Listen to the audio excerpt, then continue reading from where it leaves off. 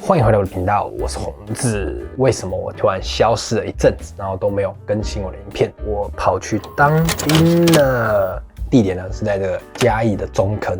这支影片呢，预计呢会分成2个部分。前面呢针对这个新训部分，提供给大家资讯。那另外一个影片呢，就是关于下部队。我下部队的地点真的是非常神奇的地方，东引抽到。那么呢？我们就马上开始 ，Let go。第一天就是你会从你的那个户籍地出发，像我的话就是从楠梓火车站出发，然后那天呢就是会有很多人背背包聚集在那里一起坐火车。区间车要来的时候，他还会说就是这班是义南专车，然后请一般民众不要上车，这样一起前往嘉义。到了嘉义之后，还会再转客运。就是嘉义中坑有2个地方嘛，它有金南跟金北，大家都是说金南比较轻松，然后金北比较硬。这样分享我在金南营区所发生的一些经历哈。一下车之后呢，就是它前面是营区嘛，然后下面是柏油路，就是会放很多板凳，发牛皮纸袋，然后里面就有你的资料，就是一直填，差不多15张纸左右。班长还会在前面就是说啊，拿这个资料出来。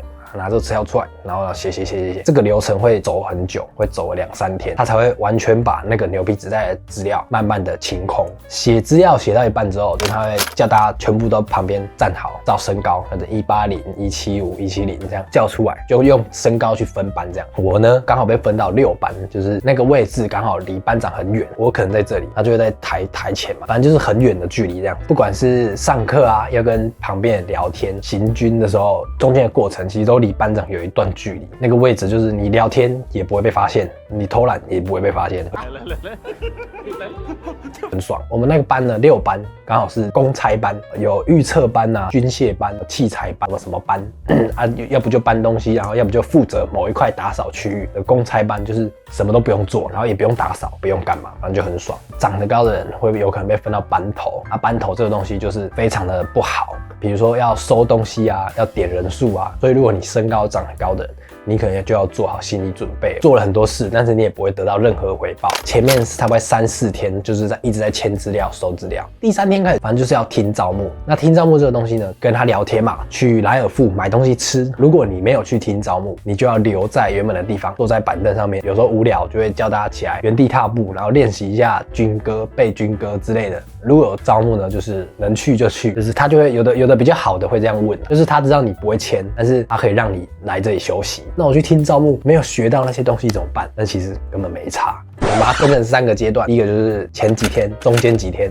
然后到检测这样。再来讲中间的这个部分，3个部分：装那个枪嘛、打靶嘛、单战嘛、刺枪术、伏地挺身、仰卧起坐之类的。这些东西虽然他们都很基本，然后也不会很难，其实上课时间也不能说到非常的长。这些东西它不是会需要花很多时间去说明的事情，它会一直在重复，你懂吗？你会一直重复。刺枪术因为招式比较多啦，所以可以教比较久。像射击预习，射击预习它其实就是让你模拟在靶场嘛。打靶的顺序做好，射手起立，射手就位，然后你就要一直起来，往前一个人，然后再坐下来，发呆发到一半就会被打断，就会被强迫站起来。这个东西是让我觉得很烦的。然后接着呢，那种跟你原本的生活很冲突的那个点，才是让你在里面最不开心的事情。睡觉的地方好了，它就是一个大通铺。第1天要去看那个睡觉的地方的时候，我很不喜欢那种旁边有人的感觉，反正就很不舒服，就对。但是其实睡个几天就习惯了啦。第1天我记得很清楚，因为那个感觉很不舒服，对，因为原本很常用电脑，突然没有用到就觉得哪里怪怪，你懂吗？当兵都会安装一个叫 MDM 的东西嘛，刚好电脑坏掉还是怎样，所以灌 MDM 的时候就拖了很久，这样1个礼拜哦，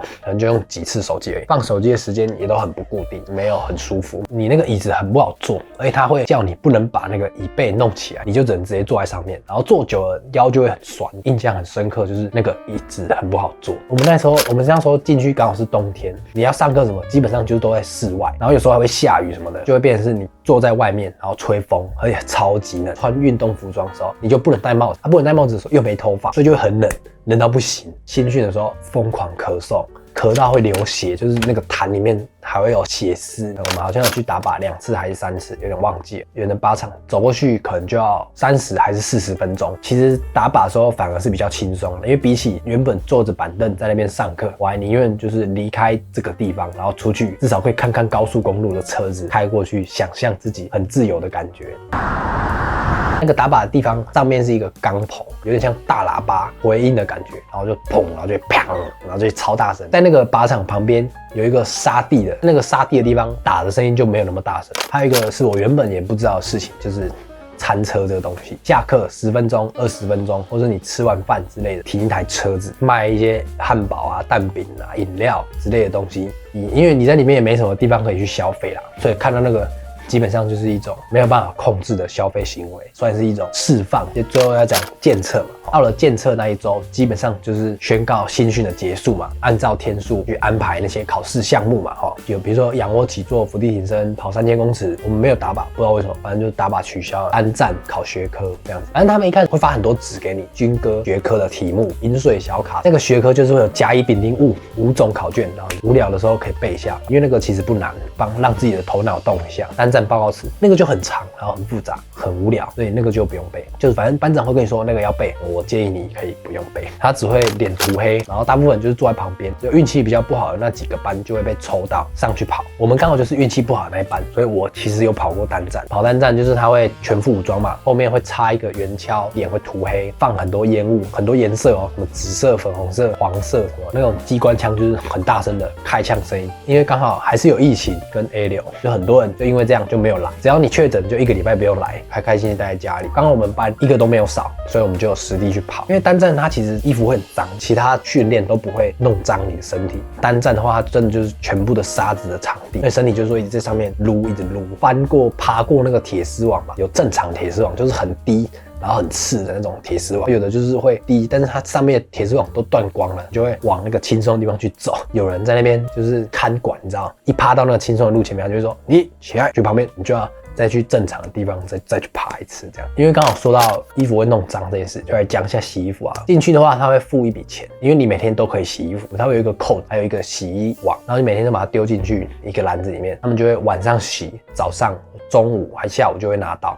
反正每天都是。再来是专车，比如说我从嘉义坐到楠梓就要320块，直接走出去也是会有计程车什么在外面等，然后你坐到嘉义火车站就是100块。然后我讲一下我还记得要带的东西啊，折抵一起嘛，户口名簿、证件什么的就不用特别说了。零钱也是看地方，因为我们那边很少发手机，所以我那时候就投电话卡嘛。那时候光是打电话就打了好像1000多块、2000多块，几乎每天都打，然后每天都讲了10几20分钟。我们那营区其实他还不太会去在规定你说你不能这么做，所以其实没有我原本想象的这么的严格。下部队之后也是有听到一些非常的严格，严格到我难以想象的那样。那这个我们就留到下一集再说。最后讲一下抽签，我不小心抽到最幸运的东引签，300多个人要抽签，15支还是16支外岛签，澎湖跟东引2个地方。比如说1到300号，他会先抽一个号码起来，比如说抽到150号，等一下第一个抽的人就是150号，所以我们就是倒数最后那一批要抽的人。记得好像有6支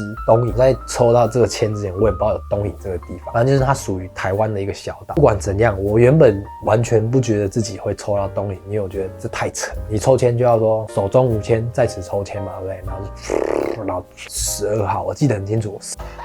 12号东引地区指挥部不小心到了东引这里，期待一下在东引下部队是什么感觉。以上呢就是我对新训的还记得的回忆，我们就下次影片再见，拜拜。